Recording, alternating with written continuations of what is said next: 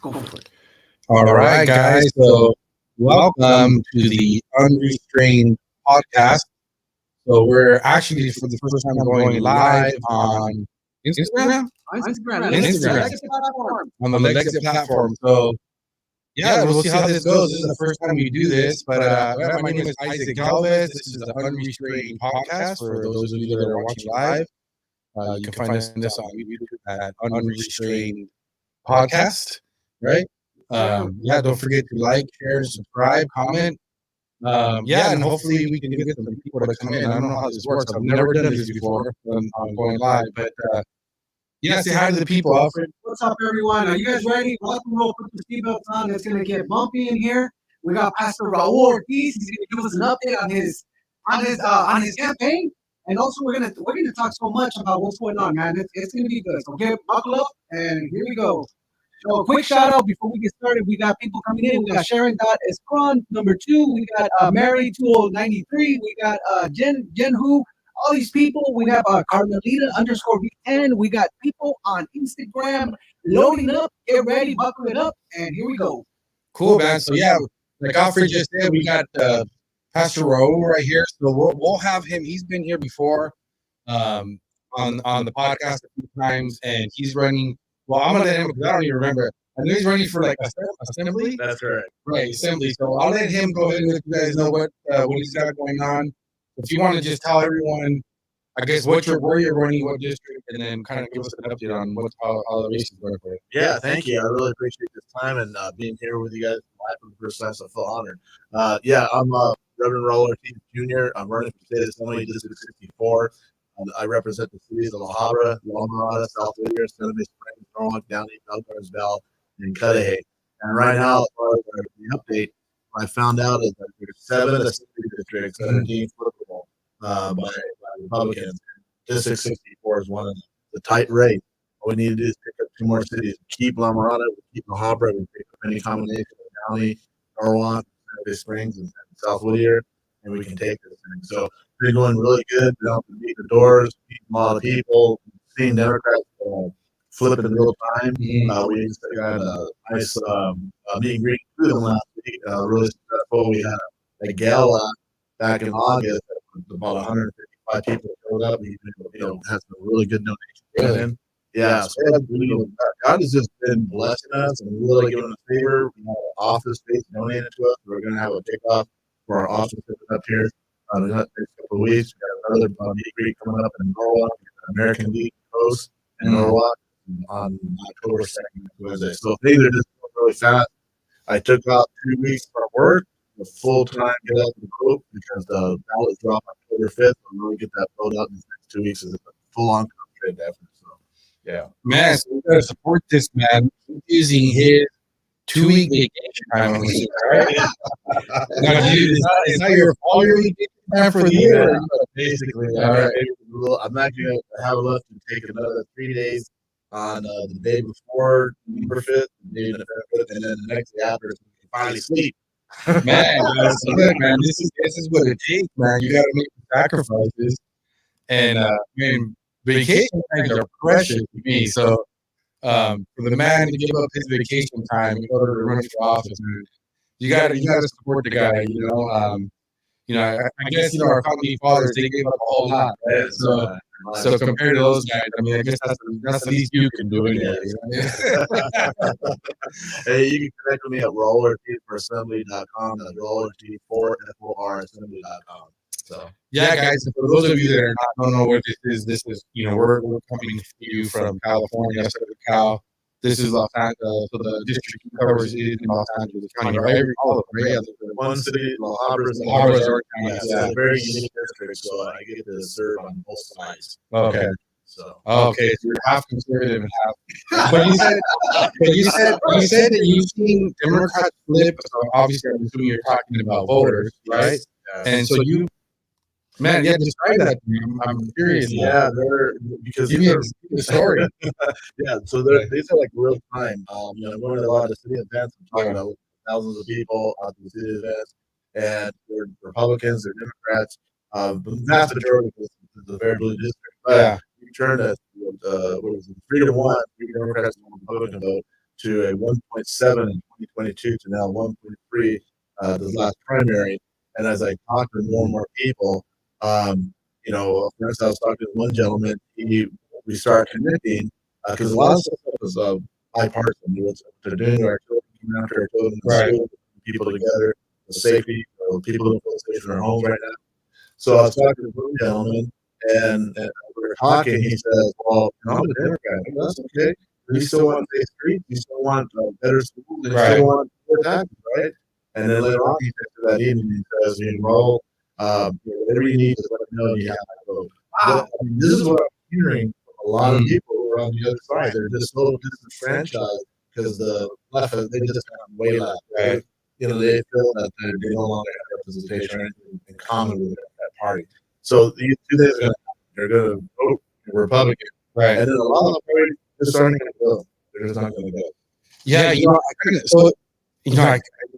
out there. Obviously, I just kind of, live in my little world and read articles here and there and do the podcast here. I don't know. Do you get the feeling that I think the turnout for the Democrats is not going to be very good. No, but if you base it on like what happened in the primary, they were down a lot. Yeah, a lot of Democrats going, and I don't think they're very energized even right now. And then there's a presidential election, so it usually turns out more voters. Yeah, but I just don't think very enthused with their own party right now. I mean, with the presidential candidate, right. People see the news and hype, trying to hype it up.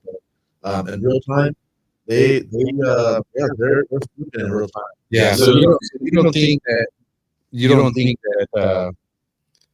the base is excited enough? No. What do you think about the undecided ones? How do you think those guys, those individuals, men and women, are going to go? Again, I think you kind of put them in the same kind of demographic where they're either flipping and voting Republican, or they're just going to stay home. That's what I think. Yeah, they're just going to stay home. Yeah, that's a victory for us. So we can just add our votes, our Republican vote. And those, because you got those Tennessee voters who are like 5-5 the last 5 elections they voted. When we go after targets, we're like a 3-5, 2-5. They haven't voted. We got to attack them and hey, you got to get out the vote. There is hope.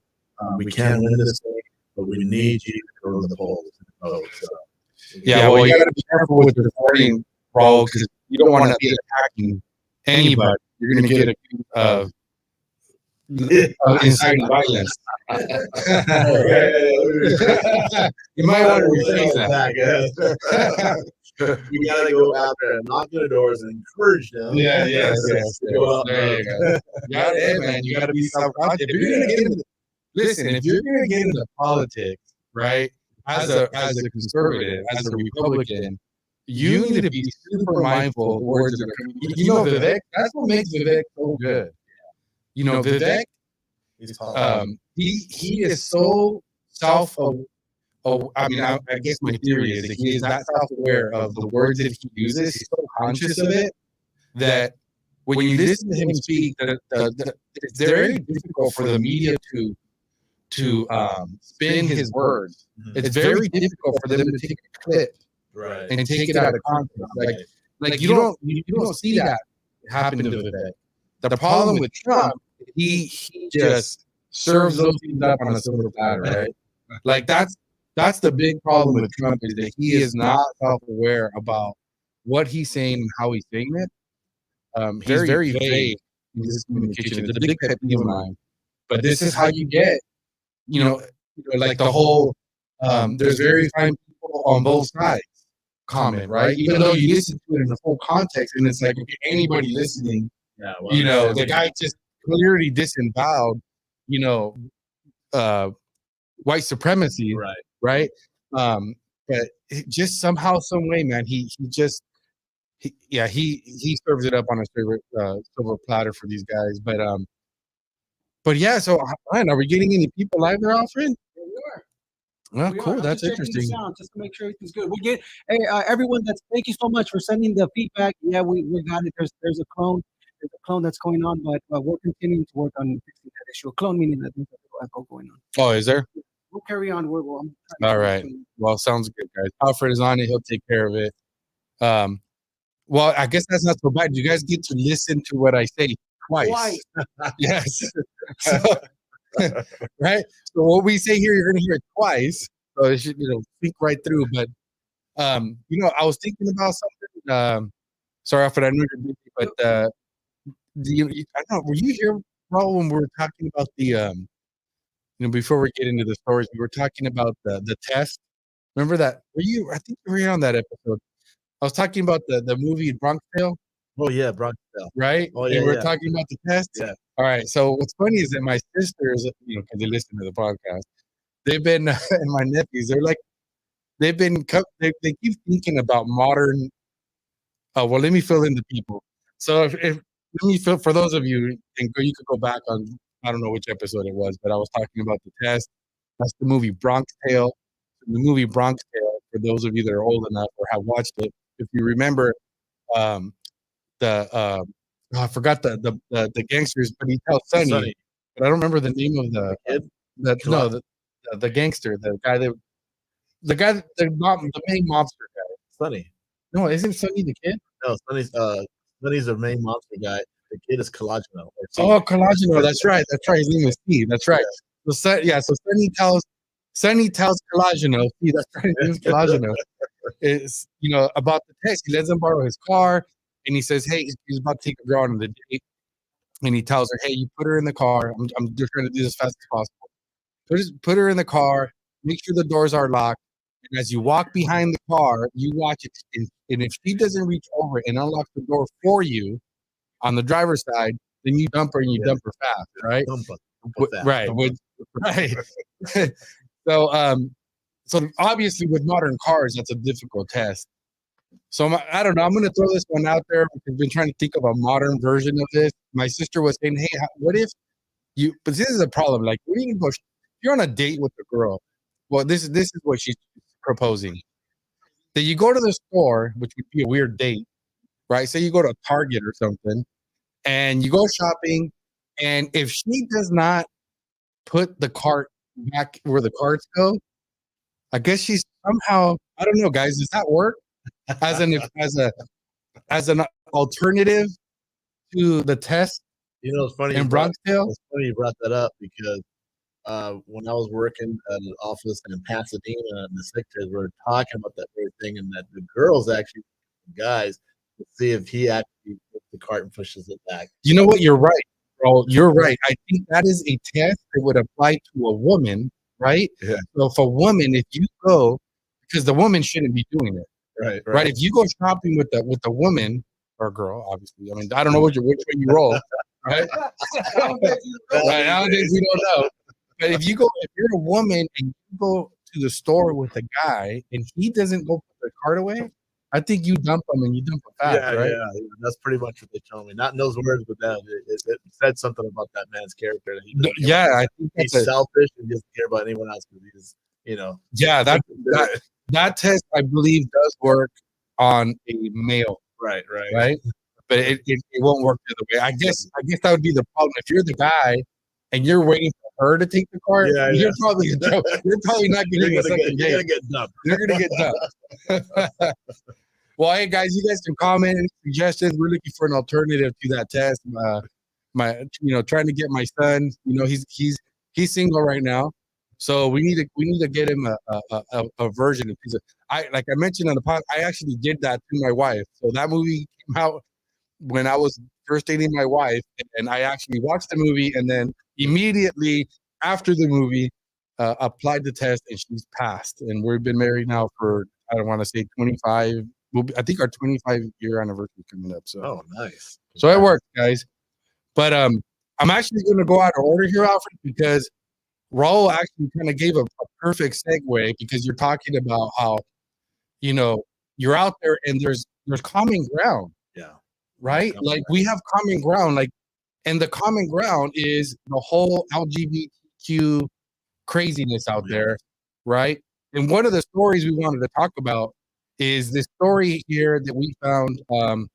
Let me see so I can give credit where credit is due. This is on a website here, the Washington the Washington Stand, I guess, who's reporting this. And this is a federal judge requires Indiana to provide transgender surgeries to violate inmate.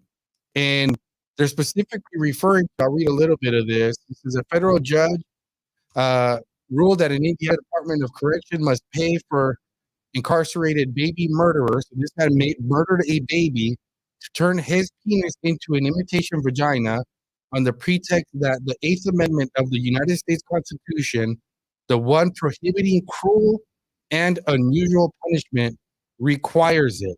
Okay, so according to this person, this judge, he's entitled.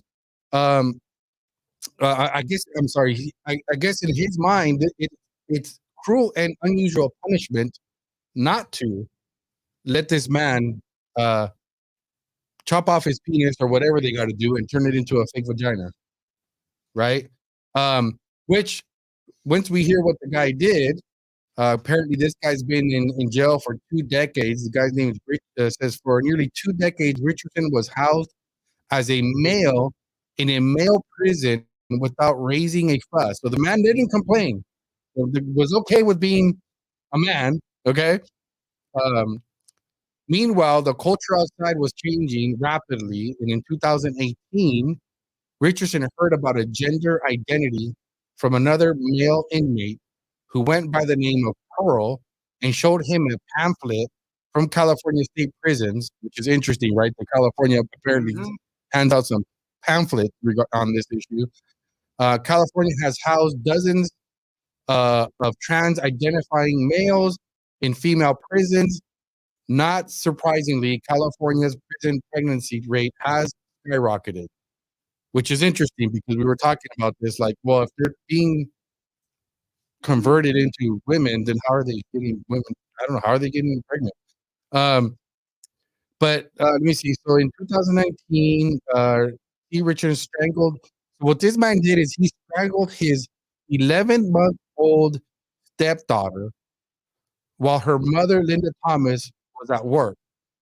He showed no remorse for the crime, later telling a prison official, I killed the little," I'm assuming it's the B word. They just wrote explicit here.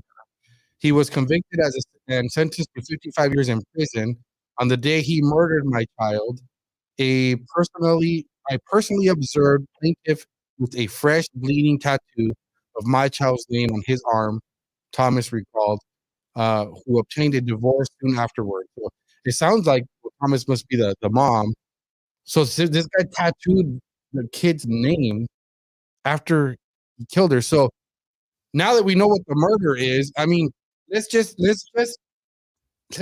say that I mean, I guess this judge feels that this guy doesn't deserve cruel and unusual punishment.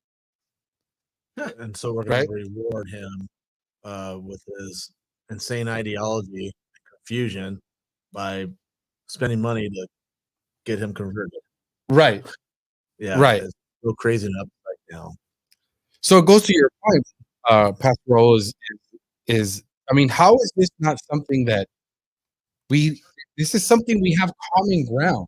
Yes. You know, and I think the problem is the laymen, right? The that we talked about, the people that are still inside the matrix, normies, the normies, they don't, I don't believe they connect the fact that this is all coming from the left, the Democratic Party. Because at this point, the Democratic Party is the left. Yes. Right. The far left. And, you know, people, a lot of them are waking up, but then there's some who are still kind of oblivious.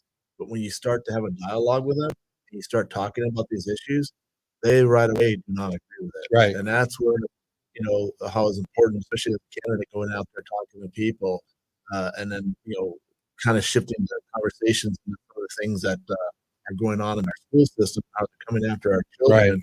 Right. They really start opening their eyes. Well, yeah, that is wrong. So, yeah, this is just insane that we're even contemplating, and how he's interpreting, really taking the Constitution, which is the original intent, and turn it into a document as most lefties do. Right. Yeah, exactly right. it's absurd. I mean, who in their right mind really reads that part of the Constitution and really believes that that this person not getting a sex conversion or claiming to be a female, if the state just refuses to pay for that surgery or that transition, that is cruel and unusual punishment. I mean, that's nobody in their right mind believes that. Yeah, especially it's crazy. after the heinous crime that he committed. Right. He killed a baby, and the way he did it, and with no remorse, and tattoos himself with it. Right. The name of that the baby. Yeah, and then we're going to reward him because of his mental condition. Right, exactly. I mean, like I said before, I mean, if it was cruel and unusual punishment, then that's what the guy deserves, right? So, it's man, we're living in a nutty world. But how you doing over there? I see you looking at your gadget. You're over there. I'm ready. I'm ready. Hey, it is. And one of the things is I want to thank everybody. Hey, first of all, before we get going, I think I want to give a shout out to everybody on Instagram. And they're out the hook. So we have people coming in. We got Manny Shot. He says, let's get to how we can spread the word about awful Democrats and how what they have done to America. That's true, Manny. One of the things that people need to do in this voting season, we need to talk to at least 10 people and get them to vote. All right. Carmelita _V10 says rewarding these persons with what he wants after such a heinous crime is insanity. He deserves cruel and unusual punishment. That's 100%, Carmelita. So shout out to everybody on the chat. We got DMP 60532 join. We got the Ejecitu supposed. Mitch, man, people off the hook. Keep on commenting as we continue to read this. Also, on the other side of the spectrum, we got on YouTube. Yeah. We got Joe 62. He said the Mario test. I think when we were talking about the car, Yeah. Oh, okay. Does he have something? He says the car test works for men. I know a few selfish women who put this cart away. Well, there you go. That's true. That's true. So Joe 62 right there on YouTube, he's commenting. So keep it going, you guys. We got to give a shout out to people on the Instagram. They're joining us. Also, people on X are joining us too. So man, it's getting off the hook. So yeah, we're ready to go. Listen, if you guys hear double cloning, don't worry. Just restart your app on your phone, and then you should be able to clearly hear us in one voice. All right? Yeah, man. We got it. Yes. Keep the. Yeah, we need an alternative, guys, to the test because actions speak louder than words. Yep. Right. So we gotta when you're out there. I mean, I'm off the market, but. I'm trying. We're all off the market. Right? Yeah, we're off the market here, but we're trying to help. We're trying to help everybody else out, right? So, yeah, right. The younger kids, because people can say what they want to say, but actions speak louder than words. So, but that's right. It's off the hook, man. Hey, so do you guys want to touch on? We jumped off the hook on this. What do you guys want to do? Do you guys want to talk about? Talk about this. Yeah. So the Daily Mail looks like. So this crazy guy, what's his name, Ryan Wesley Ralph, wrote a letter, right? So let me pull it up here because you guys have it up on the screen. So he's offering $150,000 to anyone who can finish the job. So he wrote this letter after, guys. And so the letter says, quote, "This was an assassination attempt on Donald Trump, but I failed you. I tried my best and gave it all the gumption I could muster.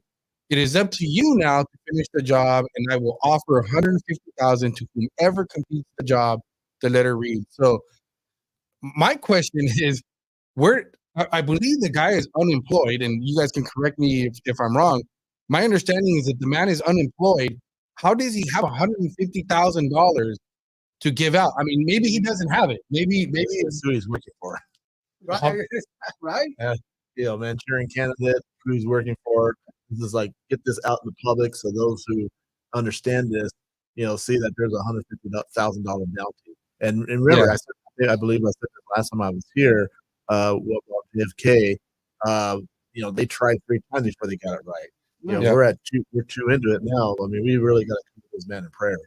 100%. Yeah, well, I think there was something that said that Trump came out and said there's actually been more attempts that haven't been, so there's been more than the 2 for sure, and the 3rd, it seems like, was another one, which was the some sort of chemical seems like it might have been released Yeah, at one of the rallies or that's right. vision. Kind of weird. That never really went anywhere, right? But let's just call it 3. I'm gonna call it as 3. But according to Trump, he's claiming that there's been more. Yeah, and it probably has been, and they're not going to stop. They're seeing their poll numbers plummet.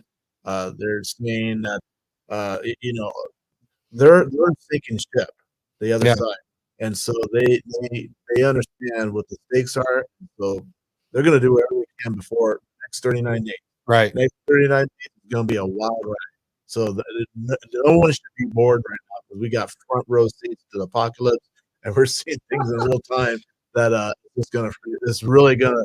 You got to have a strong heart, a strong mind, be prayed up, studied up, and read up in the Word of God because we're going to be seeing a wild ride these next 39 days. Yeah, and the letter was addressed to the world, and it goes on to say that Trump had ended relations with Iran like a child, and now the Middle East has unraveled. So in this guy's mind, Raul, I don't know if you watch the podcast, but if you don't, it's okay. We get it. We get it. You're not one of our. You're not one of I'm just right. you're not one of the 25 or 30 views, right? But we were talking about. Oh, I almost lost my train of thought. Well, we were talking about. I was talking about this. So after this, the attempt in my mind, okay, the first attempt, I believe, is clearly was some sort of deep state, or let's just say very powerful people that that somehow this happened. That has Mercurian candidate, weird stuff written all over it, right? The second one, to me, is not as obvious. I'm not saying that it's not, but to me, this man seems more a victim of being brainwashed. I think this is a man that unfortunately has bought into the fake views, has been brainwashed to believe that Trump really is a threat to democracy. When you watch one of the videos we played, where he's talking about how he's just confused because, we know that he used to recruit people or was attempting to recruit people to go fight over in Ukraine. And he's looking at, he's buying and he's looking around like anybody who would believe this stuff. Like, why aren't more people outraged about what's going on? Why isn't ever the world, coming together to fight against Putin? Because, he's like, he wants to take over the world. He wants to take over Europe, right? So to me, his actions and the things that he's doing are logical for somebody who really believes it. If you believe Donald Trump is a threat to democracy, then it's your moral obligation, like almost, you know what I mean? I mean, it's like an example I was given is if somebody put a picture of a particular individual and said, this man is a threat to theaters. This man's an arsonist, right? He's an arsonist. If you let him come into your theater, he's gonna burn it to the ground, right? Like, and the reason I use that example is because the freedom of speech is like, doesn't mean that you're allowed to yell fire in a crowded theater, right? Firebomb. Right. So if you were sitting in a theater and then you happen to see that person that you're sure that's the person that you've been told this man it will burn theaters down, and anybody who would go attack that man, why would you blame him? And that would be the appropriate thing to do.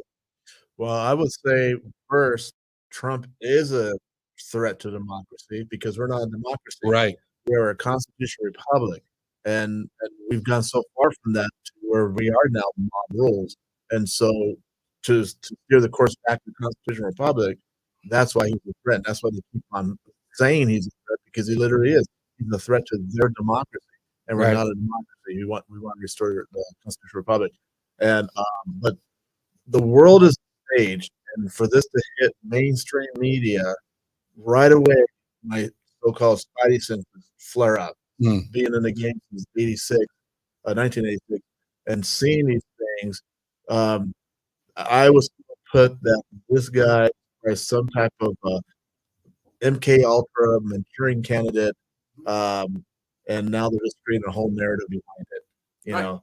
And, Right. and this messaging right here about 150,000 is probably a message to others out there that are other insurance candidates just waiting for that trigger word, and just the message that, hey, this is a bounty out there.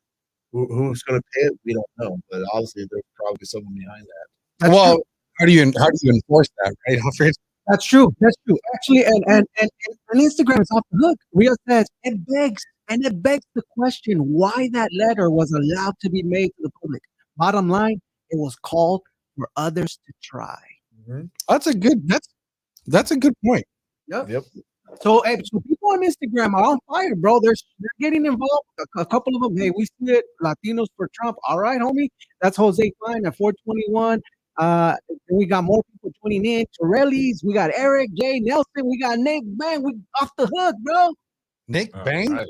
Yeah, bro. It's out of control. Nick, and then we have yoga tits to joints. Welcome, everybody. Keep Come it on coming. in. Keep it coming. Yeah, that's funny. All right. Some of the names are hilarious, but But hey, but they're asking the right question. So why was this letter? I remember I was telling you guys off the record. I mean, before we started the stream, I was telling you guys about Haley. Remember last year, Haley, the lady that killed 8 kids in a Christian school, oh and the FBI blocked. They kept on saying, "Show us the manifesto," right?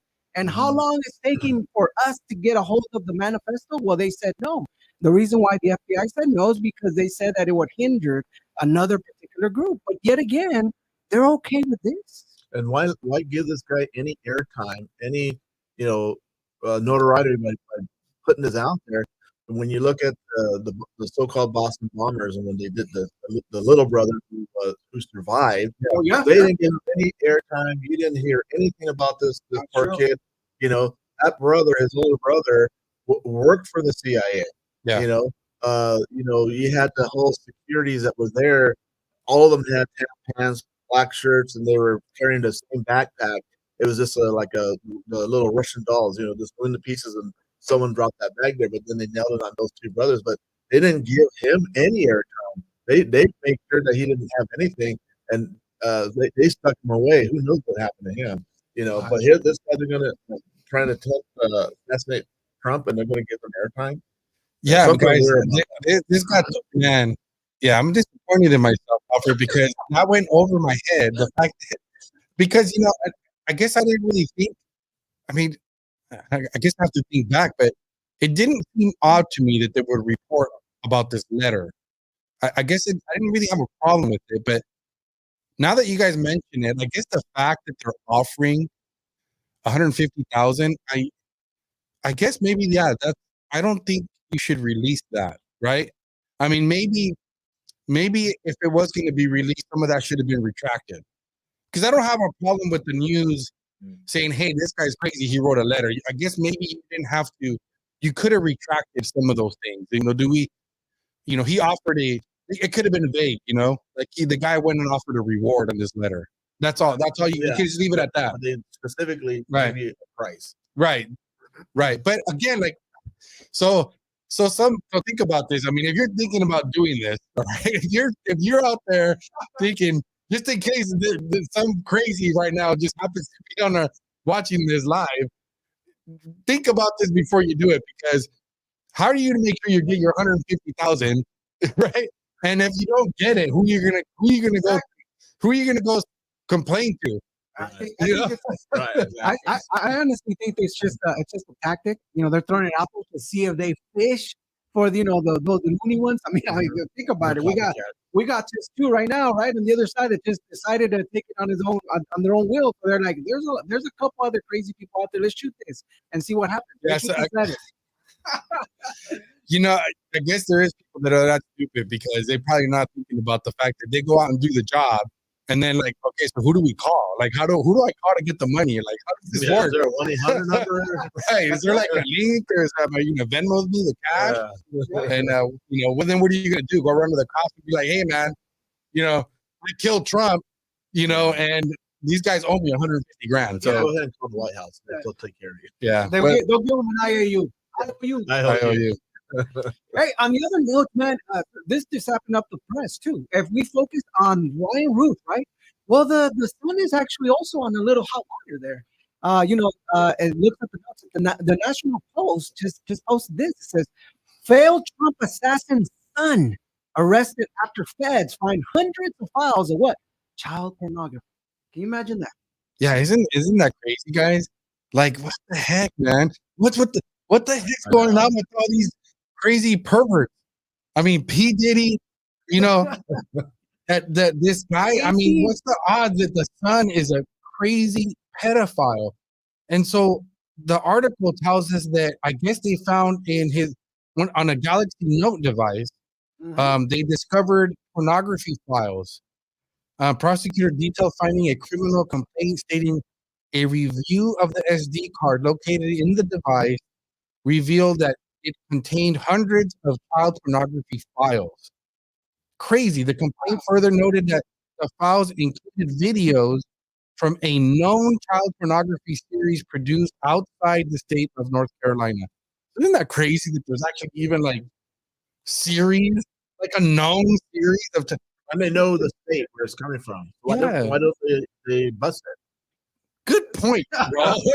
It's child pornography. Well, maybe, golly, you're right.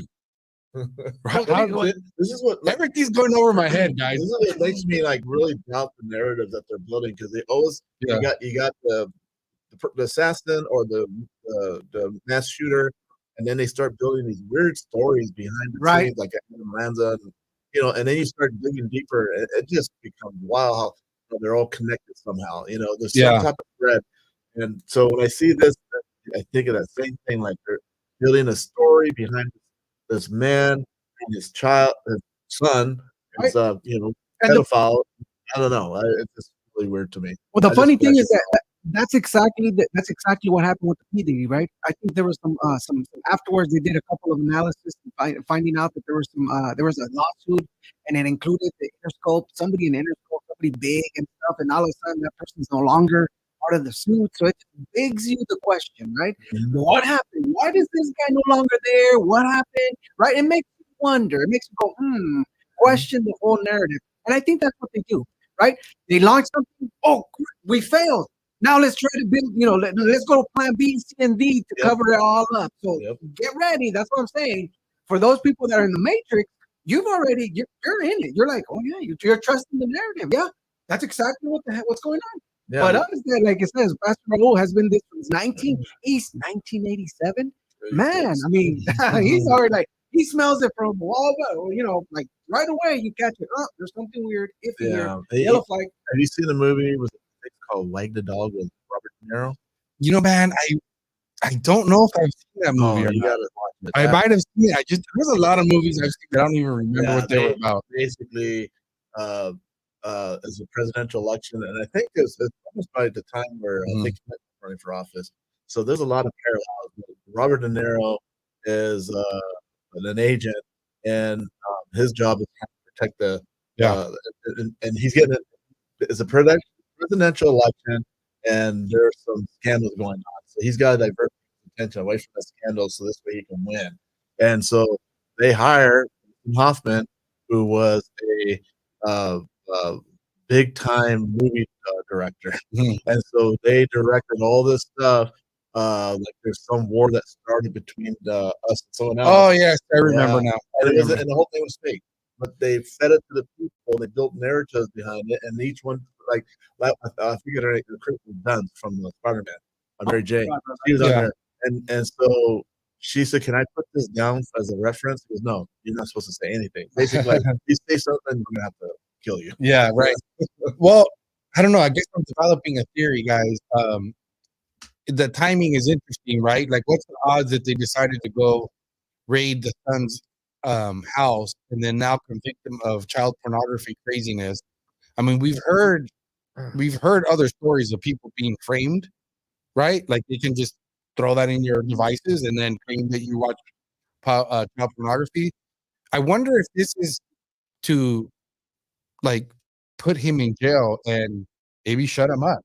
That could be very, very That could be You know what I mean? Like right. maybe he's a liability, and so they need to, because that's what I think going on with P Diddy right now. I think P Diddy.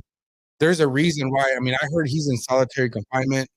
But I think the reality is, I think they needed to get him, capture him, and make sure that he can't give anybody up or talk or do anything else. Yeah, so that's a good point there you make. They have him in a special spot where he can't speak to anyone, and then this guy they're going to put the whole thing. Oh, $150,000, and give him their. No, right. So I'm thinking that this whole thing with the son, I'm wondering if the son is somehow a liability involved. Maybe he knows things. He has evidence. I mean, they raided his house. It's they could have just very well planted that evidence. There's really an ulterior motive for actually putting him in prison, and it's probably just really to protect the deep state, maybe from somebody talking to him, maybe him turning on them, something like that. I don't know. Tell no tell, or can't tell either. Yeah. Well, the thing to all of that, also you got to remember, P. Diddy was the one that was doing the Obama parties. Remember, it was initially where he brought in Obama. Not only did he do for Obama, he did parties for a lot of people. And I just feel right now there's just a lot of pressure, right, to keep them, to hold them, because as you mentioned, there are possibilities that they can find things that can implement other people, and these are top-notch people. These are politicians that are out there, that could potentially have been recorded in these parties. And there's a lot of heat right now. Just think about it. Just the person that we talked about earlier, the CEO of one of the record labels. I mean, he knows people in the Secret Service or in the CIA. So I'm thinking it's coming from these people that are pressuring and say, "Hey, you got to come after them." And I don't know if you guys noticed when they released the documents, why do they put all these AKAs? AKA this, AKA that, like 13 AKAs. It just did not make any sense. Just in case we missed one. I mean, fishy, right? Well, I mean, I guess if you had 13 different aliases that you go by, they have to list them so that the people that identify you or call you by a certain name, they know exactly what you're talking about. I mean, that's what I think. I mean, I don't know if that's necessarily that weird, but no, I'm just thinking about remember after on one of our podcasts we played for those of you that remember that watched the Tucker Carlson, we played the clip, some of the clips of the interview with Tucker Carlson, where he interviewed that guy from Chicago that was partying with Obama, right? And he was talking about how he met him at a bar. They went out, right, a couple of times. And he's a gay guy, and he talked about how he slept with them and they partied and did drugs and all kinds of stuff, right? So we know. I mean, there's that's been thrown out there about Barry Soetoro, aka Obama. Yep. That he's gay. And so now when you think about some of the clips that have gone viral where where P. Diddy's endorsing him and he's there with Obama. I'm sure you guys have seen those coming up on your feed lately. It's just all kind of seems believable. Like you can't, where there's smoke, there's fire, supposedly. But I really don't really like that term, but to a certain extent, I guess it applies here. I mean, to put a little bit more to put a little bit of heat into that, just think about it. Why is it mostly people that worked with the Clintons or the Obamas are ending up dying? Like, has anybody questioned? Like, for example, the chef, right, or the aides, right, ex-aides and stuff. Nobody's questioning. What a coincidence! People are dying. And it's only happening on that side of the camp. Coincidence, huh? Yeah, exactly. Yeah, and and the guy going back to the attempted what's his name, Roth? Yep. What's his first name? The guy, Ryan Roth. Ryan Roth. One of his big complaints, or like he wrote on the letter, was the fact that Trump stopped the funding for Iran, and according to him, now we have this mess in the Middle East, right? And we know today, which I didn't pull up the article, but you guys could look for it. Excuse me, on my way over here, I was listening to the news, or I should say a podcast I listened to. They're talking about J.D. Vance, how the J.D. Vance dossier. Did you hear about that, Alfred? Oh, what? Is there a new one?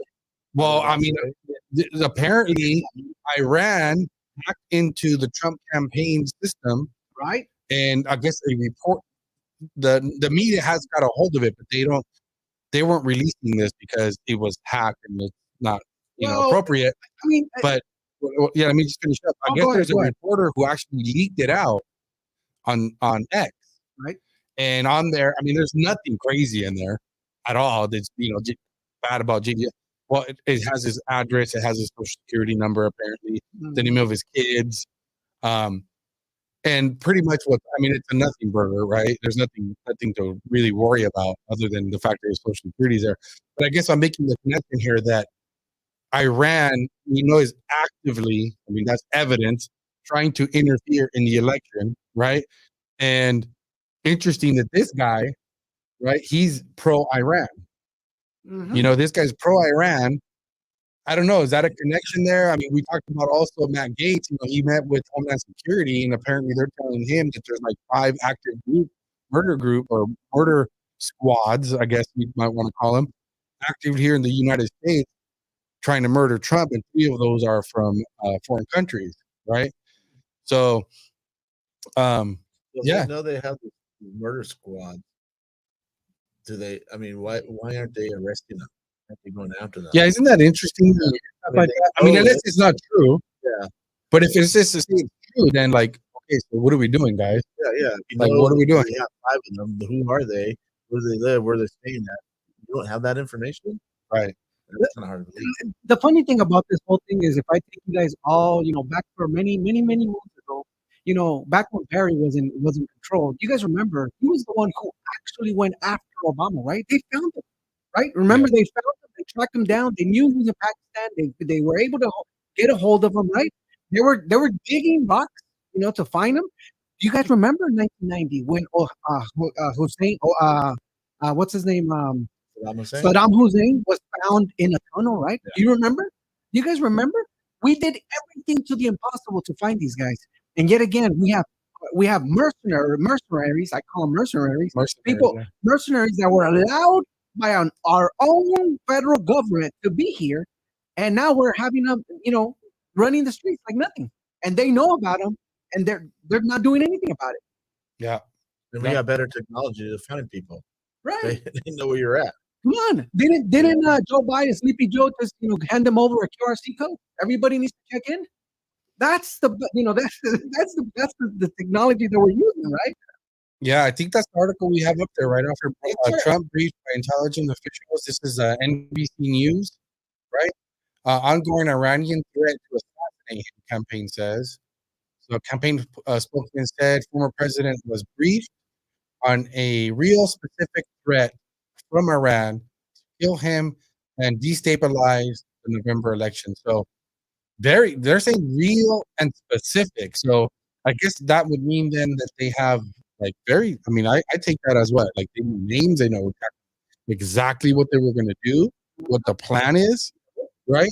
I mean, I'm not saying that's what it is, but what do you think they mean by real and specific? I mean, common sense dictates to me is they know exactly what specifically they want to do or how they're trying to get them. The funny thing about this whole thing, man, is that five gentlemen were able to take down, they were able to get into planes, and right, and back in 1991, right, September 11, 5 of them just 5 people were able to orchestrate a takedown of planes and people dying, and now we have teams.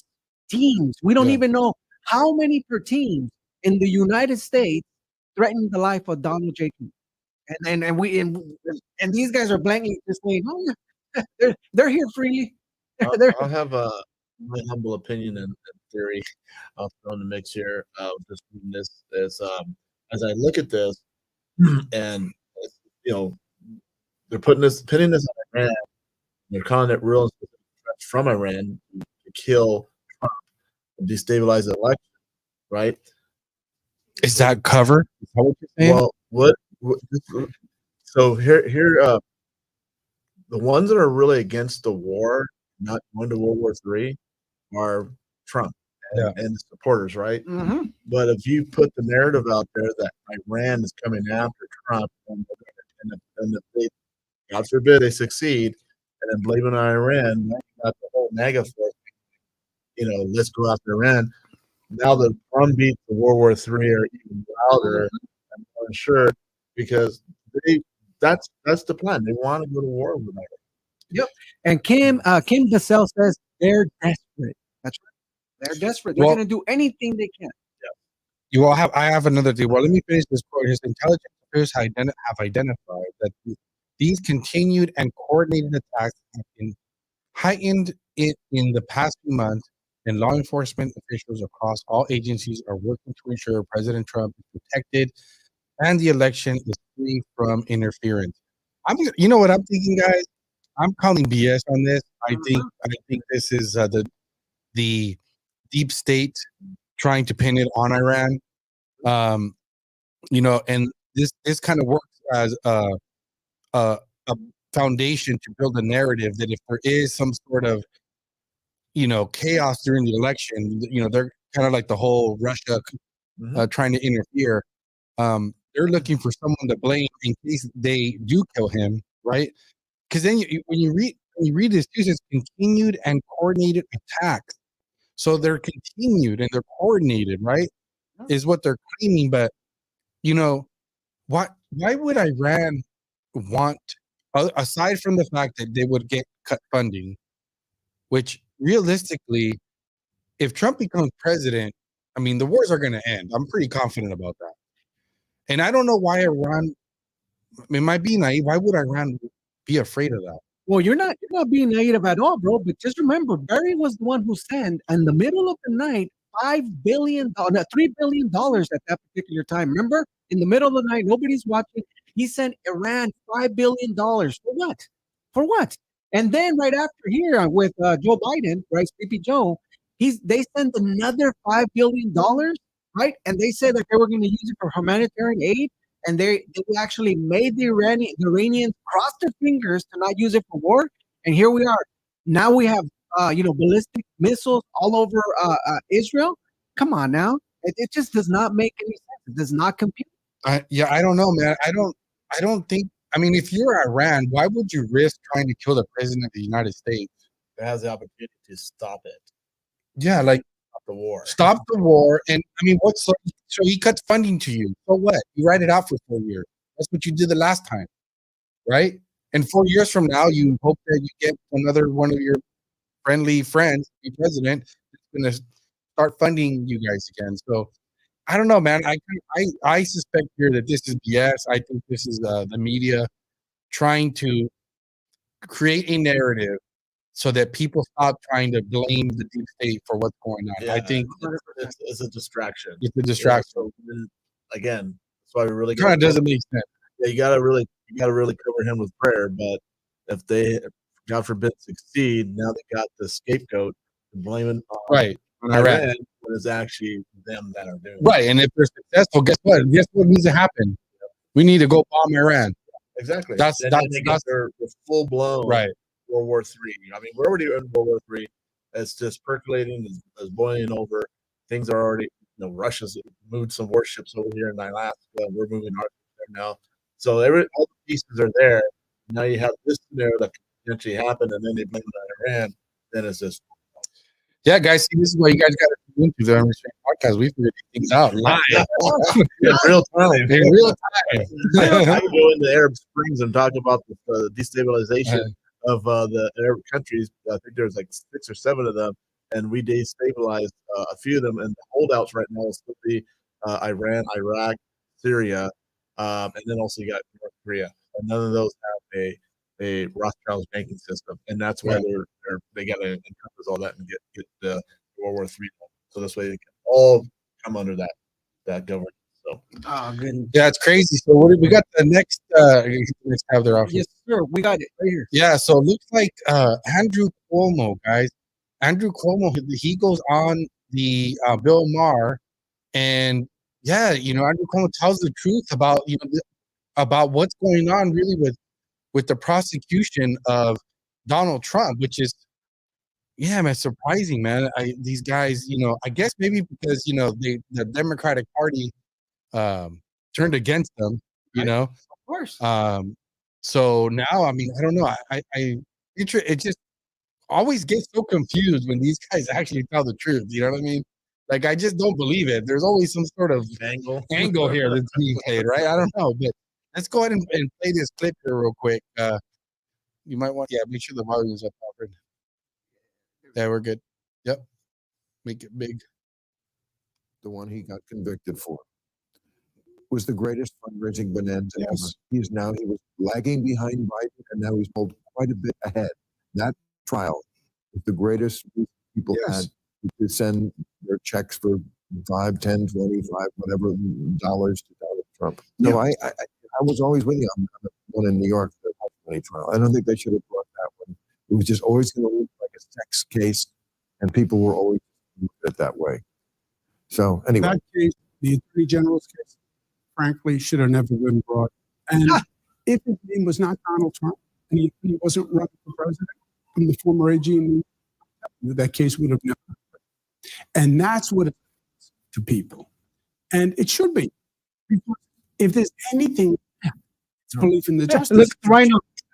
New York, the one he got convicted for, was the greatest. Yeah, that's fundraising looping, Alfred. It's looping, Alfred. Yeah, so yeah, man, it's crazy. How what was this posted? Because I saw this today, but I don't know. I have a feeling this is been out. Yeah, this one was actually Yeah, June 22nd. 22nd. So this is all news. This is but all news. at the end of the day, you gotta when you hear liberals talking and just telling you, it's a glimpse. It's a glimpse. It's kind of like they own the narrative, right? It's like somebody once said in CNN, and I think that was his brother, right? He says, "You let us tell you what to believe." Yeah. Do you guys remember? Yeah. You let us tell you what you need to believe. In that case, they were talking about the COVID, right? Yeah. And now the COVID right now, the Supreme Court's lower courts, I think the Supreme Court have come out and said, why did we title the COVID vaccine a vaccine when it was therapeutics? Yeah. That's going to cause a lot of headaches for not only, think about it. We lost 3 million people, not only because of COVID, but now because of these COVID vaccine induced. Remember, people lost their jobs because people got them.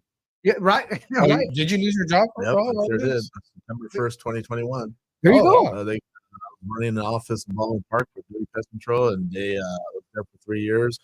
I've been with that company for over 10. 3 of their offices, and I was very vocal about that shot, what was going on. I wasn't wearing a mask. My regional manager comes up, calls me up, and says I have to wear the mask. Like, oh, we're gonna have a problem. I'm not gonna wear the mask. Anyways, I knew I had an expiration date, and then on September 21st, one of the brothers, half owner of the company, and the regional came to my office and handed my walking papers because they would not accept my religious exemption. Wow. So, but this will show you how God is. That same day, as they're calling me home, I looked at my phone, had a job offer. Next day, I got 2 more, and then I'm back with the company that I started my career in the pest control industry. And I've been in the industry for going on 17 years. Golly, man. Well, to the good news about the story is that the lower courts have reinstated, employees from the New York, back in New York, I believe, they reinstated with back pay. So can you imagine? It's been 3 years with back pay. Wow. Wow. That across the Wait, United States? hold on a No, second. that's just the New York State. I believe New York State. So New York State, Yeah. they backpaid all the people they let That's go. right. during They COVID. let go. That's right. They reinstated the job and they back pay. Because again, think about it. If they don't, think about the loss. Mm-hmm. Think about it. For Pastor Raul, they didn't get this. Think about right now. Their previous employers shaking their knees and saying, "Oh, we did it wrong.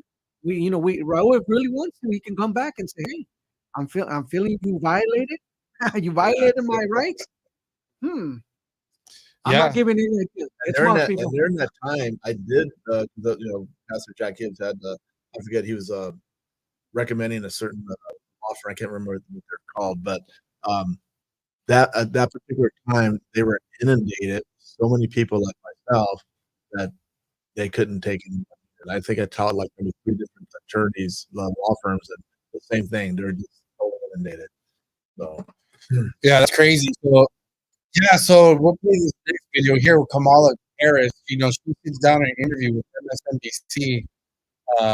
And I had seen this I don't know, I was watching something and this woman interviewing her. What's this woman's name? Does it say it on here? Her name is it Vanessa Presa? It doesn't say. Yeah, it It'll doesn't come up right now. Yeah, she's a big time Trump hater. This woman that's interviewing her right now, but yeah. So Kamala, oh, you also what No, happened? no, we're ready to.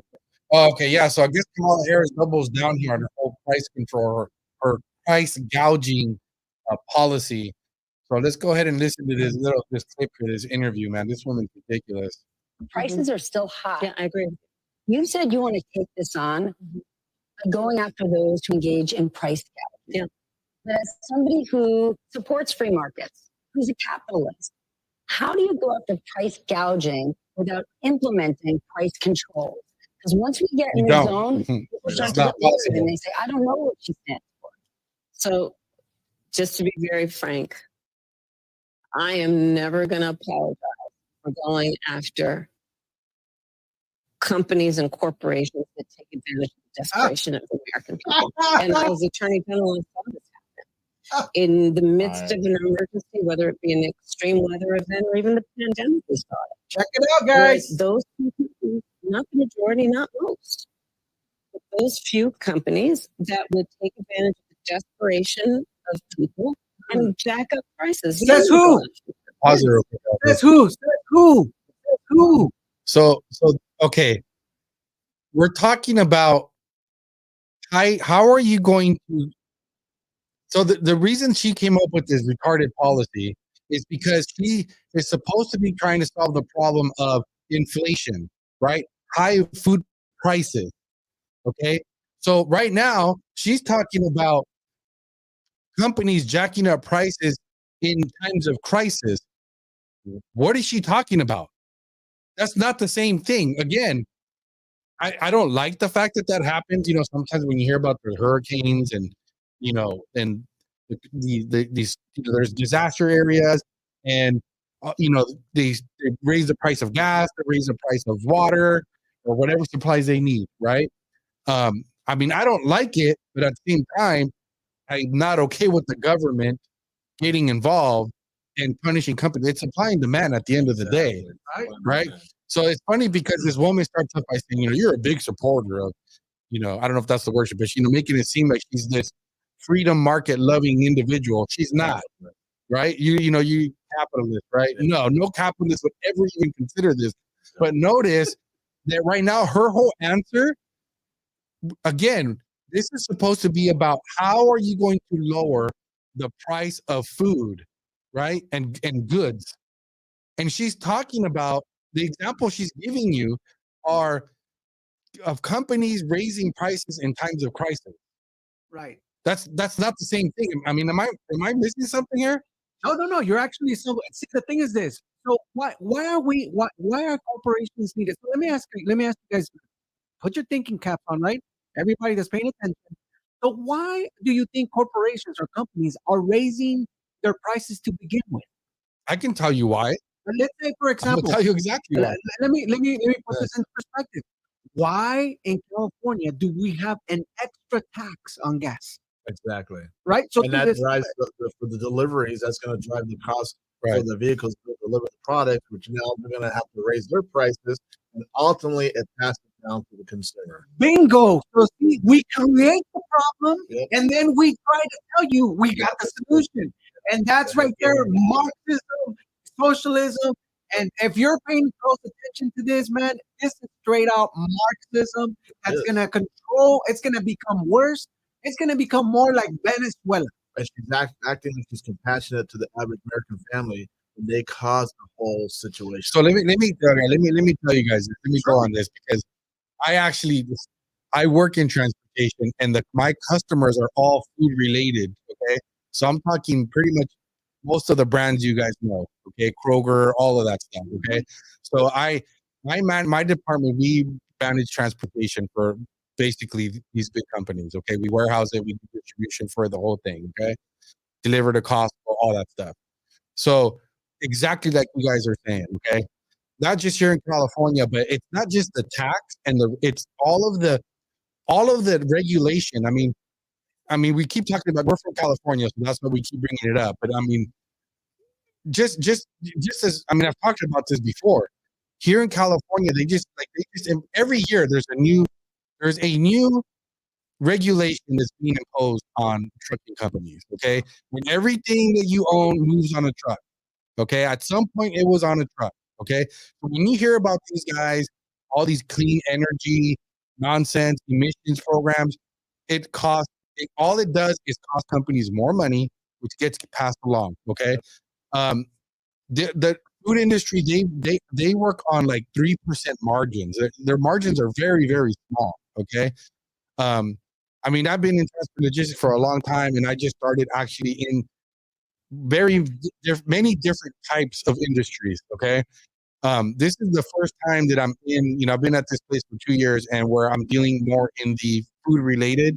And I can tell you right now, what I hate about it is how small the margins are. I can't charge what I used to being able to charge when I'm dealing with other types of companies. Like I've moved product for like Live Nation, All Bravado, like all the entertainment companies. Um, there's big money in, like, for example, t-shirts at concerts. They're selling for $45. Right? So you think about a box of t-shirts, say you fit, you could fit like, say 100, make easy math, and you sell them at at $45, right? That's $450. My math right? Yes. Yeah. $450 on, well, correct me if I'm wrong. I'm really bad at math in my head. But for just one box, right?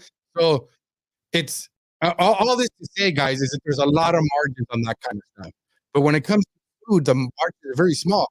So what this woman would do, this is what if she were to impose price gouging policies, which, like, you cannot do that without price control.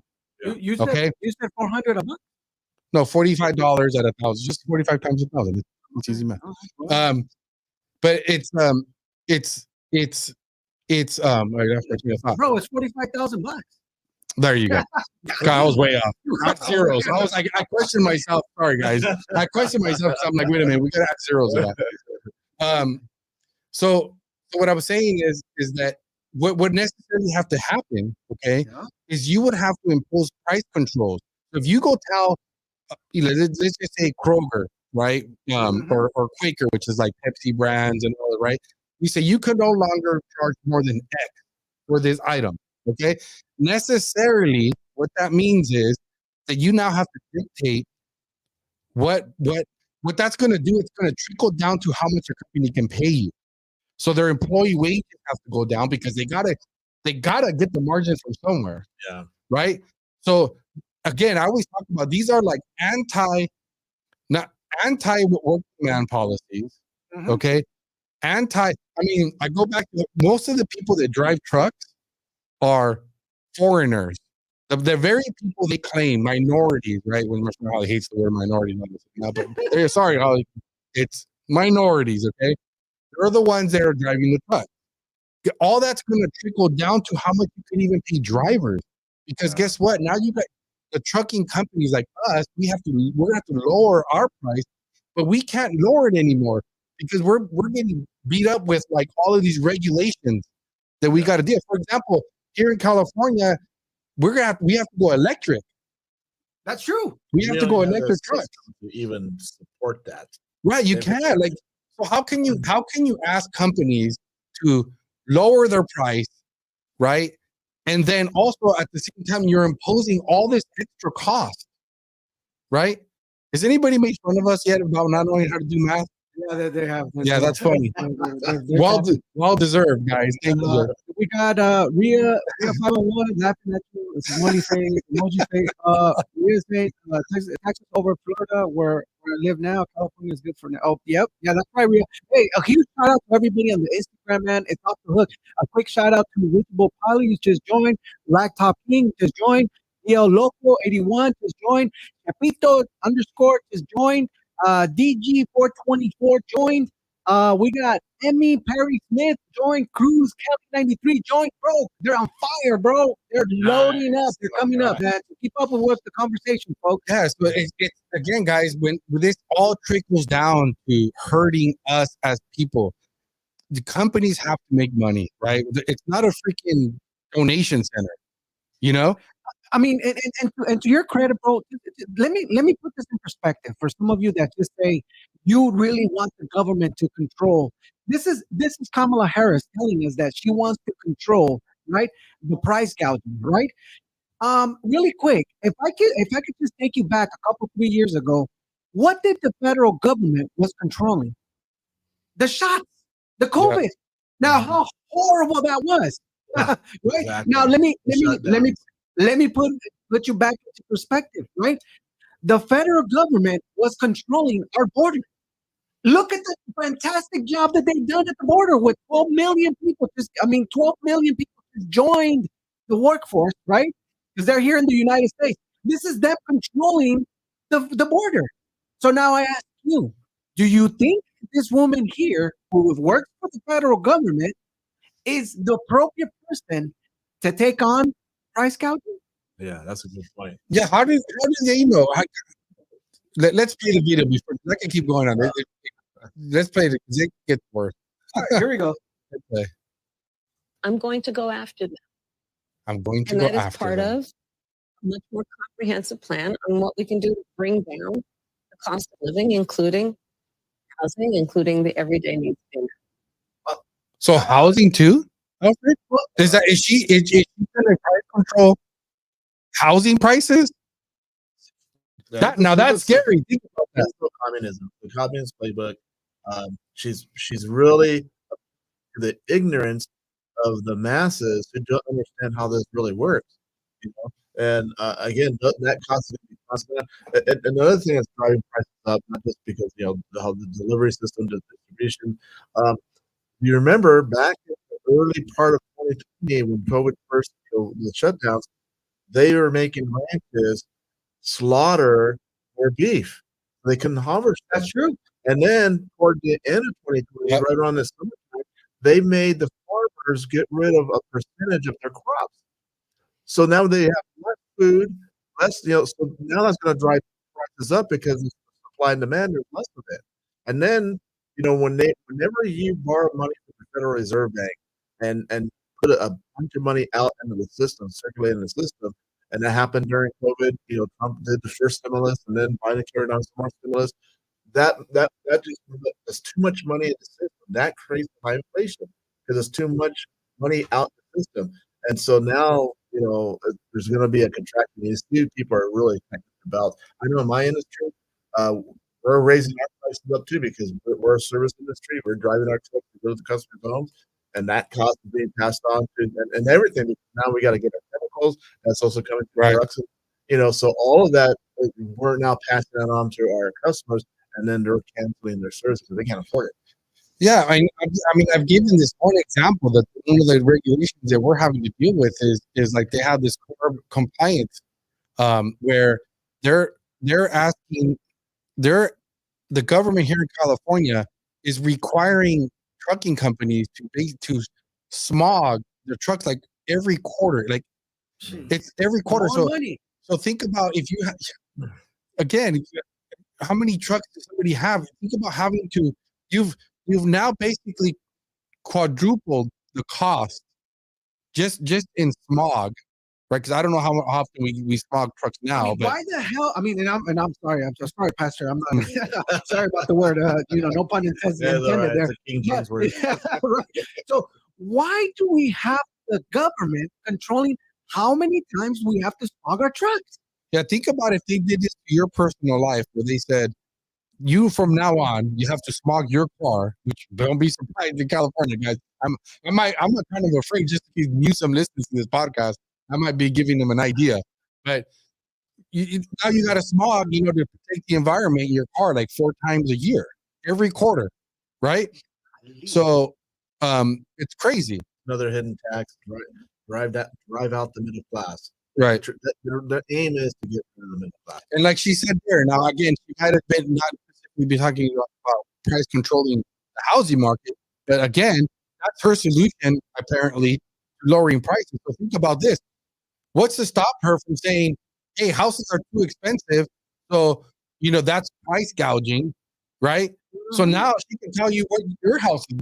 No, you're not going to sell that house for $650,000 or whatever it's worth. it's only going to cost 350,000, whatever number they decide. And again, how do they come up with these numbers? So I mean, at it's the end of the incredible, day, man. man, at the end of the day, when they tell you, but just pay close attention. Just like Pastor Raul says, he's been on this since 1987. All right. Well, there's the key words. All right. Here's the key words for some of you that are still in the matrix on our that are screaming out to us. Hey, send a life preserver. Here's a life preserver. All right. When they tell you we want to help you. Yeah. Okay. All right. Like right here, Kamala Harris is coming up and saying, hey, we want to help you with the price gouging, right? That means we want to control your food, right? So we can tell you, give you the price. We're going to tell you exactly what it costs. And then we're going to jump into the housing industry. What's going to happen? Anybody that has equity, right? Now you have too much equity. Now you're going to have to do this. Think about it.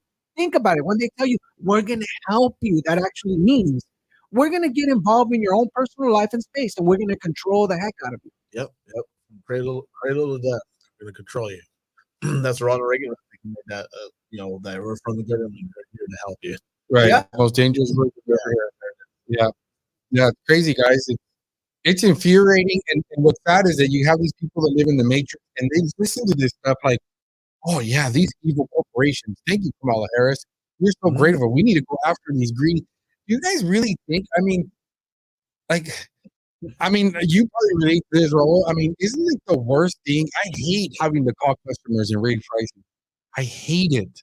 I have to do that usually at least, every year we got to do pricing reviews and get price increase. And that's like the worst thing. I hate having to be the one having to call customers and say, guess what? I'm having to raise your price 3%, 5%, whatever it is. I have to do it, which is coming up here pretty soon. Nobody likes doing that. I'd rather make the call saying, hey guys, I'm actually going to lower your price. I can't wait for the day. It's never happened. Yeah, like, when's the day going to come where you actually like, hey guys, we can actually lower the cost of anything, your taxes, when is the government going to decide like, hey guys, I mean, Trump did it. I get it. But I mean, here in California, when's the last time that happened? Well, the funny thing about the inflation, man, they tell you that we're lower than last year. Guess what? We are completely lower. Well, 4 years ago, we weren't 18, 19, 23%. And even up in food, think about it. How much is your egg? How much is your milk? How much is your food? How much is it? You're paying tops 22% on everything. Think in gas in California, you're paying 50% more than what you were paying 4 years ago when the guy that you don't want to talk about, right, was in control. Yeah, it's crazy. So, Raul, I think you said the ballots come out October 5th? October 5th? Yeah, guys. So October 5th, man, be on the lookout.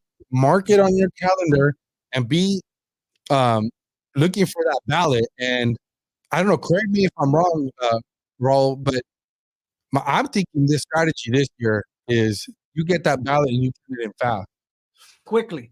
Well, yeah, that's a lot of there's a big rift with the Republicans. You got some of them saying we need to take advantage of the new rules and do it early. And then you got others that are just being like, do it on the day or as close as you can on the day of the election. I haven't really made a firm decision on that myself. I'm probably leaning for doing it on election day, but the problem with what happened back in 2022, I look at it, it rained like cats and dogs that morning, and then a lot of machines went down. People are waiting in line, big lines before going to work. And now they got to pivot because they can't wait any longer. They go to work, and I'll go back later. But then when it was in the evening after work, it was raining even harder. So how many people actually did go back? You probably had a big drop off that just Well, I was thinking about the Kerry Lake election in Arizona. That was the strategy. Everybody was being told, don't mail it in, go the day of election. And look what they did there. They shut it down, right? So, the polls, Kerry Lake was down. I guess she was down, but they only had the mail-in ballots. So then she started gaining ground, right? And then all of a sudden, because everybody knew that the on-day voters were going to vote for her. And so my concern is that they have the game plan for that now. Yeah. So very true. So I'm kind of sensing, think, okay, I think we're better off sending it ASAP. Drop it off at the booth. I'm more like I rather drop it off at the booth and mail it out, because I think what's going to happen, and we read the article a few weeks ago on one of the podcasts where you already have the USPS warning that, hey guys, we're probably not going to be able to get all the ballots in on time, so this can cause a backup. Well, whether you're for on election day or early voting, the fact is, once people receive the ballot, within the first 10 to 14 days, 40% have already voted early. So, yeah, I mean, I'm in the school of thought. People do what they want. I'm in the school of thought, and I think we need to do it early, and we need to take advantage of ballot harvesting. I think if we don't do that, we're going to lose. Here in California, especially, guys, don't. I've talked about this. Don't get into this mindset. It's hard, man. I know that we think our vote doesn't count. I mean, I'm not saying we're not wrong. Hey, just to put it, let's give it a shot, guys. Let's just, if you have friends that are pro-Trump, take their ballots for them. Okay, it's got to be a landslide. Yeah, we can do it. Okay, I mean, let's just be honest. Okay, do we really put that much of it? I mean, I don't. Okay, I turn in my ballot. Okay, and I take my kids, my kids that are adults, they vote, and my daughters, and we get them all, and I go take them. I drop them off at the booth the last 2 cycles, right?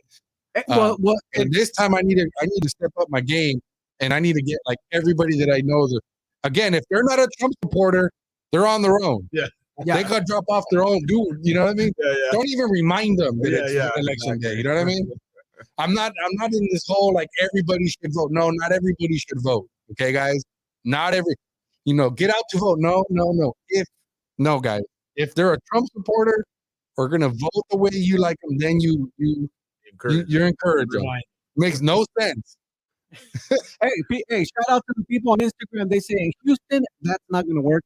Sometimes they won't send enough ballots to the Republicans. People in Florida, Rita says, in Florida, you do the day of. The day of? So, yeah, the day of. Well, because Florida's different, though, because DeSantis has got to take care of them. Yeah, exactly. We're in a different. I don't know. I forgot her name in Florida. We're behind enemy lines. Yeah, we're. Yeah, 100%. Here in California, man, you guys remember? 2020. Look what happened. The governor walked off, and he was already. Even the news were already announcing it. They didn't even finish counting. Yeah. So it's like, how did that happen? It was like, they just. Well, I mean, maybe that makes an argument for voting early. Because this way they can't just call it right away. Because it's true. That's exactly right. I mean, I don't even think it would. Yeah. It was like people just getting out of work and they already won. You know what I mean? They called it. It's Hillary's. It's Biden. 2016 and 2020. And I really believe it was probably read back in 2016. But the way they just manipulated everything, because you look at the map of California, right? I mean, it is all red outside of the Bay Area, LA, and San Diego. What a coincidence that those people right there outnumber the entire state. I mean, think about it. I mean, LA has what, 3 million people? Yeah. And so San Diego also about 2 million. I mean, come on now, guys. There's 40 million people in California. And granted, some of them are not able to vote yet. Don't do it, right? If you can't vote, don't do it. But if you can vote, do it. Vote. Yeah. Yeah, so yeah, I mean, if you're in Florida, you're good to go. You don't need to worry. You vote today. You're fine. Okay? Here in the Gotham City, Georgia. That's how I refer to Georgia, the swing states. If you're in those swing states, man, you already know there's going to be some shenanigans going on. And here in California, I mean, guys, we can do it, man. We gotta I think we need to just step up our game. But apparently, I had this article up that, I don't know if this is really an article, but apparently President Trump released a summary of the election fraud in 2020. It says president election in the swing states. So we were reading this earlier, and God, it seems like such a long time ago, guys. But if we go back to, remember looking at the election and seeing how big of a lead Trump had I mean, he had it in the bag. Florida was already, so everybody would tell us, right? Florida, you win Florida as a Republican, you got it. I think whoever wins Florida, really, at that point, right? You were always told, done deal. They're going to be the president of the United States, right? But yeah. So I'm going to read a little bit of this. Ongoing investigation in the swing states reveal hundreds of thousands of votes were altered and not lawfully casted in the presidential election. Goes on to say, blah, blah, blah. Trump was up by 12 points, right? And over 335,000 votes, with 56% of the vote in at 10:17 p.m., right? In Wisconsin, President Trump was leading by 121,380 votes and 5 points at 12 a.m., which Fox News anchor Brett Baer noted was not a small margin. In Pennsylvania, President Trump was leading by 659,145 votes at 12:38 a.m., a full 15 points. In Michigan, President Trump was leading by 293,052 votes and points. The election, however, was over. However, precincts in Atlanta, Detroit, Philadelphia, Phoenix, Milwaukee kept counting until the results reached the desired outcome. And that's the thing is that I remember before this election, I think before that election, I was, thinking to myself, like, if you wanted to steal the election, it'd be very hard because you would have to know, like, the numbers ahead of time. Like, you need to know, okay, how many votes do I have, right? And how many do I need to get them over? And funny enough, that's to me exactly what happened, right? It's like they had all the votes and they're like, okay, guys, we got all these votes. Stop everything, and we need X amount of more votes. We need to, get some ballots up in here. Yeah. And that's exactly what happened. That's kind of the argument on the other side as far as like vote on the day of versus early, because if you're voting early, then they know exactly how many votes Right. they can shore up. Yep. So, yeah, It's seriously that happens overnight, right? It's kind of like at night, the machines came down, a dump was done, right, and then all of a sudden, Trump wasn't winning anymore. Lost. What happened? Yeah. Something happened, right? 1986, Mexico. That's exactly what happened. Yeah, I was trying to find when we were talking about this role, right? But we were talking about how was it Roethlisberger in Georgia that he certified what was it, like 5? Was it 5? What was it, 5? Was it 3 million? 5 million 5 million votes, but they're saying that only 2 million voted. How did that happen? Yeah. Right, so there's 3 million votes there that should not have been. Where did they come from? Was that meaning that there's 3 million more votes than the registered voters in that area?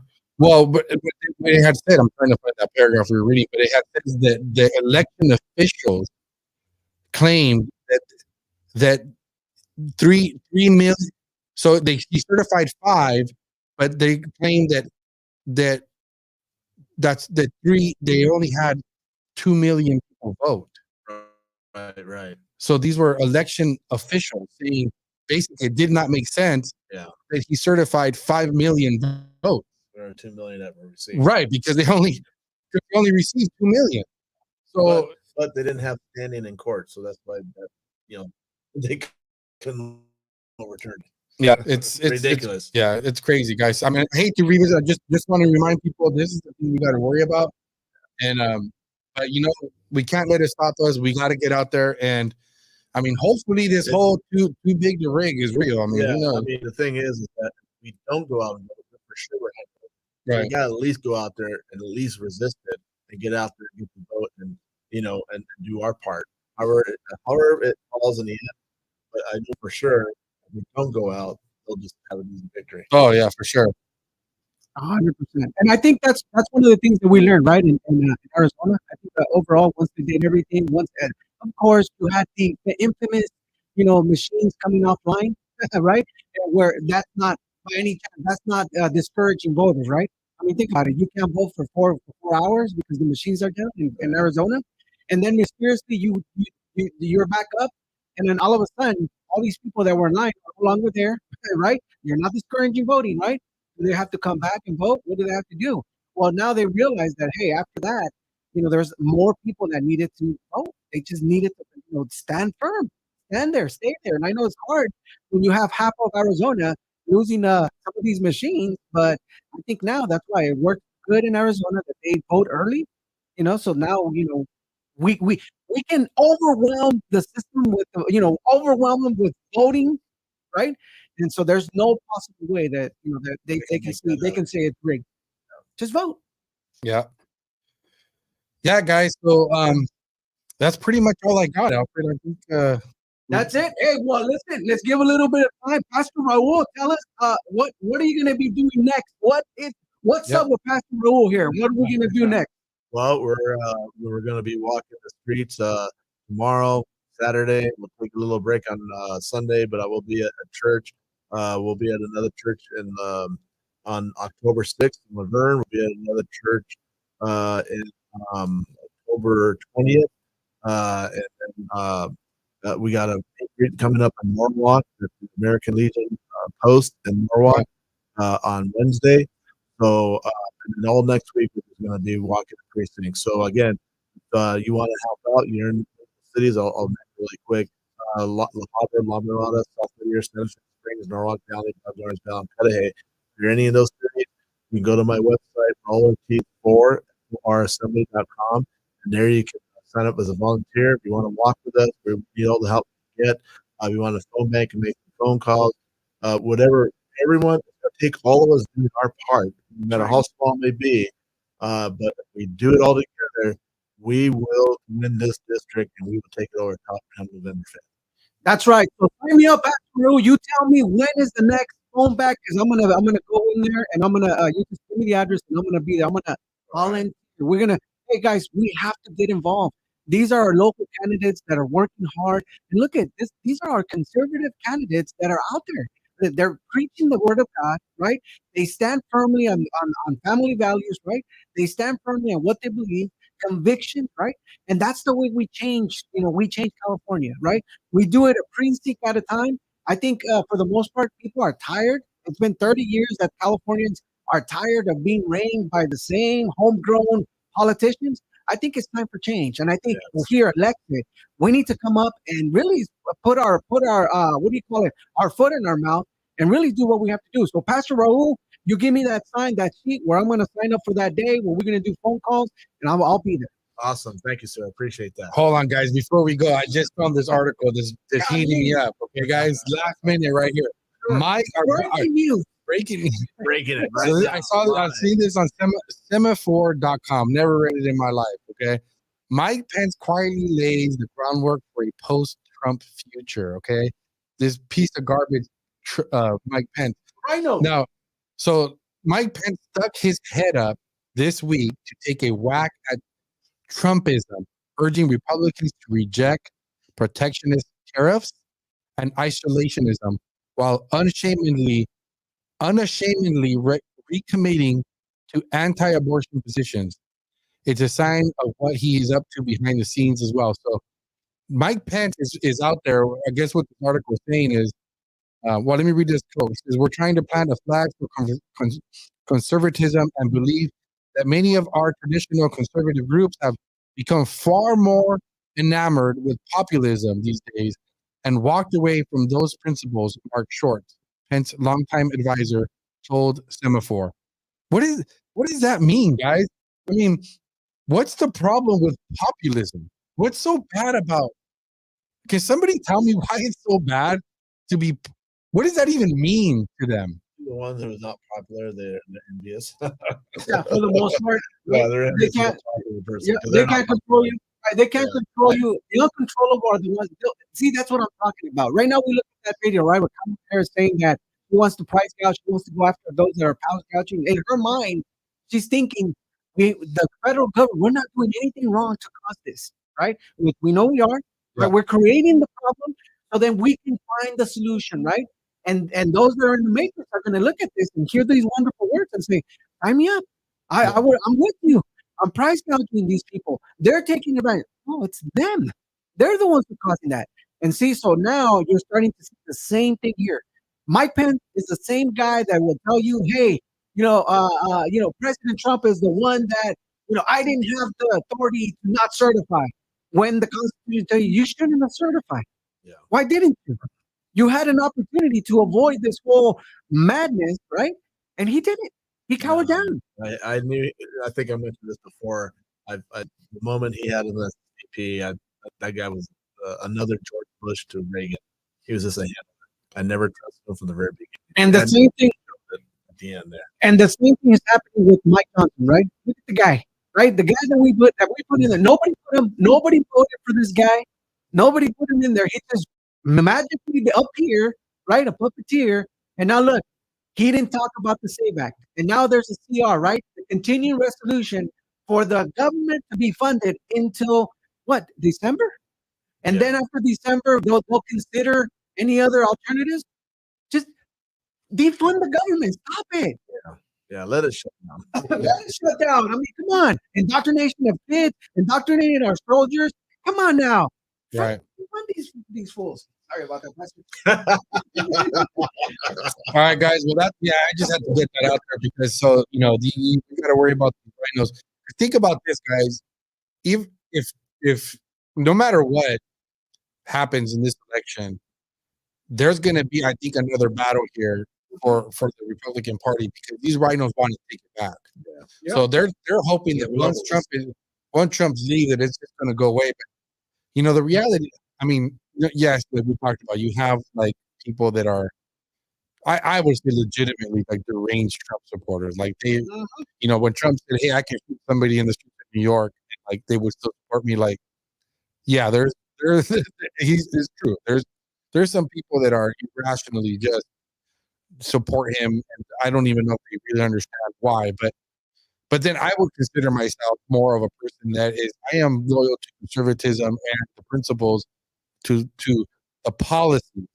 So I'd like to think that the majority of people that are like, let's just call it MAGA, right? Like the MAGA Republicans are people like myself, people that just believe in the policy, right? I mean, I don't agree with every policy that Trump, he spends money. I think didn't he call or think because they funded, they gave more funding to Secret Service.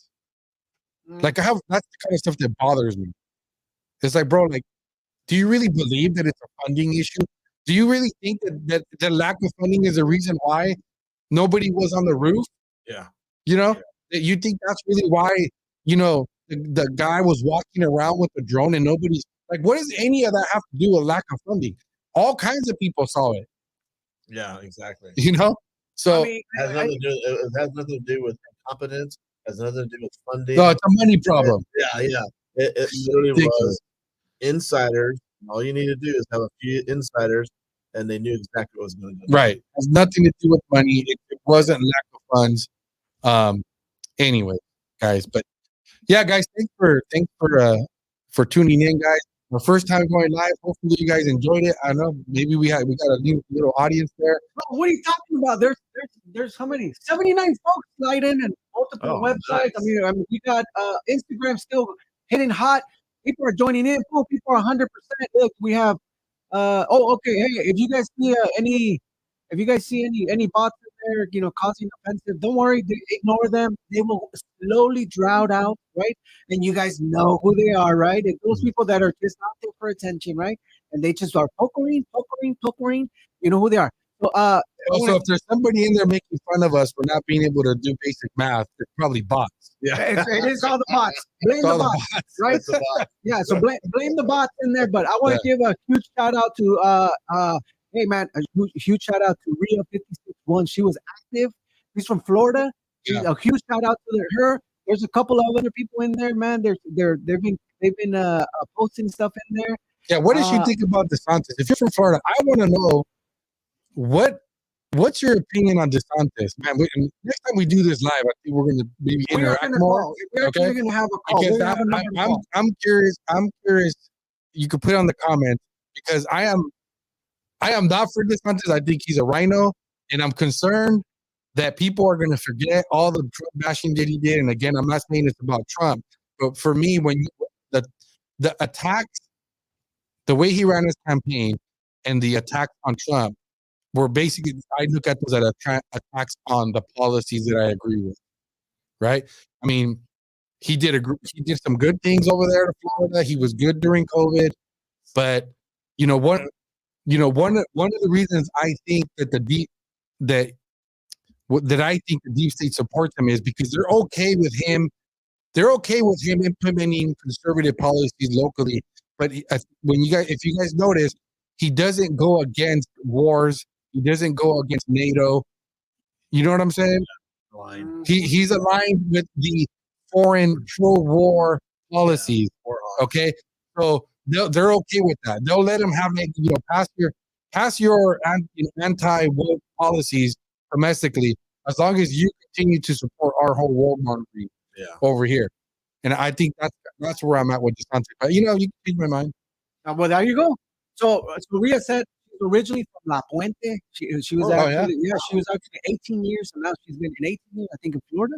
So huge shout out for her. Hey, keep on sharing, you guys. If you guys are on Instagram, the only way we're gonna make this grow, the Latino needs to grow. So help us out. And if you're not Latino, you're still welcome, because at the end of the day, Lexit is about bringing a special place where we can have conversation. I think having conversation is good, regardless if you're left or you're right. It's good that when we're having these discussions, and it's okay. We want to hear out other opposing opinions, because at the end of the day, that is what freedom of speech is. You're able to hear them, even though they're wacky or whatever you think you are, or whatever they think you are to you or them, whatever. It doesn't matter. At the end, we should be able to have these discussions. So huge shout out to everybody right there on Instagram. And pretty soon we're going to connect X. Yeah, so we'll be here Tuesday again then? Tuesday. No, Monday, right? And Mondays. Yeah, so Monday right now. We missed. I forgot why. You had an event. It was my fault. No, yeah, it was your daughter. It was my fault. Yes, right. Yes, that's right. Yeah, my daughter graduated on Monday. That's right. From Congratulations. Yeah, so she's starting her career. Respiratory therapist. Shout out to her. She won't ever watch this probably, but yeah. So normally we're on Mondays. For those of you guys watching, we're on Mondays, and then we'll be here next Monday. And the following Monday, I'm on vacation. So Alfred, you're on your own, and maybe Pastor Raul will show up and kind of fill in. Of course, man. Of course. Yeah. But yeah, guys, appreciate the support. Don't forget to like, subscribe, share on the Unrestrained Podcast on YouTube. Yes. And I don't know if you want any final words, Mr. Raul. Well, you know what? Again, go out there and vote. Don't let that discourage you. That's exactly what they want. That to discourage you that your vote doesn't count. It does count. We can't let them get an easy win. We got to go out there. We got to get the vote out. You tell 5 people, you tell your relative, you tell your neighbor, you drive it to the polls, whatever it takes. But we got to get out the vote. Yep. 100%. Hey, and for everybody, man, we're going to do a little thing different here. I'm going to give a huge shout out to go ahead and put out your shout out on Instagram, because we can see it. If you need a shout out, we can shout it out before we go. Also, don't forget, go ahead and visit www.wearelexit.com, right? We are a organization that stands firm in values, not only conservative values, but we stand firm in God, Second Amendment, right? We love family. We know that many Latinos that are migrating, this is who they are. They stand firmly with their faith.